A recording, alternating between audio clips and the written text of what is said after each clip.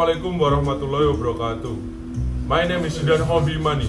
My class is D4 ID PLN. I will describe about hairdryer.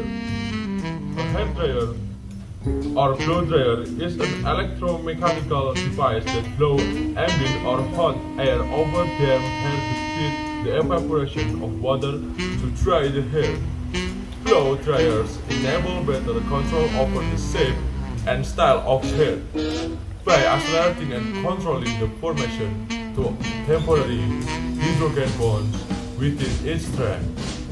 These bonds are powerful, allowing stronger hair shaping than the sulfur bonds formed by permanent weaving products, but are temporary and extremely vulnerable to humidity. They disappear with a single washing of the hair.